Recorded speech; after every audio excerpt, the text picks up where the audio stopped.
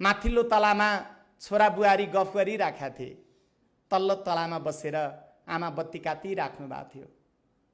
माथिल्लो तलामा छोरा बुहारीले गरेको कुराकानी आमाले प्रष्ट सुनिरहनु भएको हुन्छ। अनि छोरा बुहारीको कुराकानी कस्तो थियो? बुहारीले छोरालाई, श्रीमानलाई भनेको आमाले सुन्नुहुन्छ, तिम्री आमा सधैँ घरमा बसिरहने अनि म चाहिँ सधैँ तिम्री आमालाई कुरेर बसिरहने, मैले मेरो जीवन जिउन पर्दैन। श्रीमानलाई प्रश्न गर्छिन् श्रीमतीले। त्यो तल आमाले सुन्छिन् बुहारीले गरेको आफ्नो छोरालाई प्रश्न। अनि छोराले भन्छ, श्रीमानले भन्छ, के गरौँ त मैले, भन न के गरौँ? श्रीमतीले भन्छिन्, केही समय केही वर्ष तिम्री आमालाई वृद्धाश्रममा लगेर राखिदिए हुन्न र? छोराले अलि चर्को आवाजमा भन्छ, के कुरा गरेको यस्तो तिमीले? जसले मलाई जन्माउनु भयो, यो धरतीमा ल्याउनु भयो, 9 महिना गर्भमा राखेर प्रसव पीडा सहेर, ती आमालाई मैले कुन मुखले वृद्धाश्रम जाउँ भन्ने, यस्तो पनि कुरा गर्ने तिमीले? त्यसपछि श्रीमतीले भन्छन्, त्यसो हो भने घर व्यवहार सम्हाल्नु, छोराछोरी सम्हाल्नु, म हिँडे। एकछिनपछि फेरि श्रीमानले श्रीमतीलाई सम्झाउँदै भन्छ, के कुरा गरेको यस्तो? आवेगमा नआऊ, ठिकै छ नि त, म आमाको मुड हेरेर आमासँग कुरा गरौँला। तल आमाले त्यो कुरा सुनिराख्नु भएको हुन्छ। जाडो महिना थियो, मङ्सिर पुसको महिना। आमा पिँढीमा बसेर बत्ती काटिराख्नु भएको हुन्छ। अनि आमाको छेउमा गएर छोराले हात समाउँदै भन्छ, आमा खाना खानुभयो? आमालाई राम्रोसँग थाहा छ छोरो किन नजिक आएको छ, हात समाउँदैछ।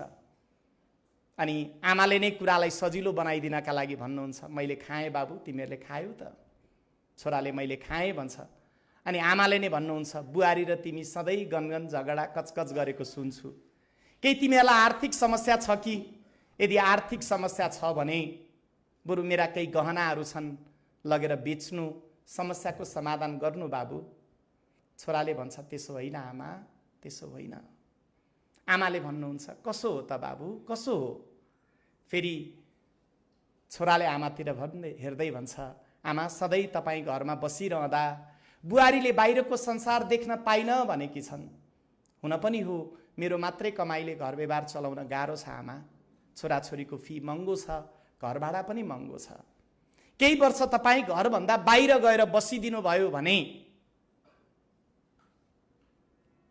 बुहारीले पनि बाहिरको संसार देख्न पाउँथिन्, उनीले पनि काम गर्न पाउँथिन्, मलाई पनि सजिलो हुन्थ्यो आमा। आमाले त्यति कुरा सुनिसकेपछि छोरातिर हेर्दै भन्छन्, यति जाबो कुरामा पनि यति धेरै सङ्कोच गर्नुपर्ने त?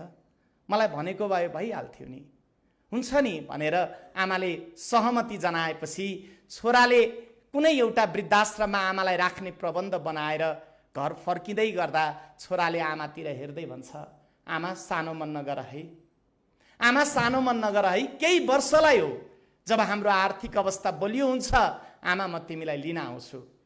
आमालाई वृद्धाश्रममा छोडेर छोरो घरमा फर्किन्छ। छोरा बुहारीको जीवन सहज रूपले अगाडि बढ्छ। आमालाई वृद्धाश्रम छोडेर आएको 1 हप्ता नपुग्दै बिहान 7 बजे घरमा, आजको शनिबारको दिन जस्तै बिहान 7 बजे घरमा घन्टी बज्छ। को आएछ भनेर माथि झ्यालबाट छोरा बुहारीले चियाएर हेर्दा तल गेट बाहिर आमा उभिरहेकी हुन्छन्। छोरोलाई नराम्रो लाग्छ, त्यति सम्झाएको 1 हप्ता पनि भएको छैन, आमा गेट बाहिर आएर उभिरहेको देखेपछि छोरा रिसले चुर हुँदै गेट बाहिर गएर आमालाई तथानाम गाली गर्छ। तथानाम गाली गर्ने क्रममा आमालाई भन्छ, कस्ती आमा हो तिमी, आफ्नै छोरा बुहारीको पनि घर बसेको देख्न नसक्ने, यस्ती आमा हुनुभन्दा मर्दिएको बेस। भन्न हुने भन्न नहुने सबै कुरा भन्छ। अब छोराको कुरा सकियो होला भन्ने भएपछि आमाले छोरातिर हेर्दै भन्छन्, पर बाबु भ्रममा नपर, म तिम्रो घरमा बस्न आएको होइन। छोराले भन्छ, किन आएको त तिमी? यो कालो अनुहार, यो चाउरी परेको अनुहार, यो अलक्षिणा अनुहार देखाउन किन आएको तिमी? आमाले भन्छन्, बाबु फेरि पनि भन्छु, भ्रममा नपर, म तिमीहरूसँग बस्न आएको होइन। आज बिहानै आश्रममा भक्तजनहरूको भिड थियो। भक्तजनहरूले हामी सबै बस्ने आमा बुहारको हातमा एउटा एउटा झोला थमाइदिए। मेरो पनि हातमा एउटा झोला पर्यो। झोला खोलेर हेरेको त्यो झोलाभित्र जेरी रहेछ। तिमी बच्चामा जेरी भनेपछि हुरुक्कै हुने, त्यो एक्लै खाने हिम्मत आएन राजा, त्यही खान्छौ कि भनेर लिएर आइदिएको भनेर त्यो जेरीको पोको छोरोको हातमा थमाइदिएर आमा फेरि वृद्धाश्रम फर्किनुहुन्छ।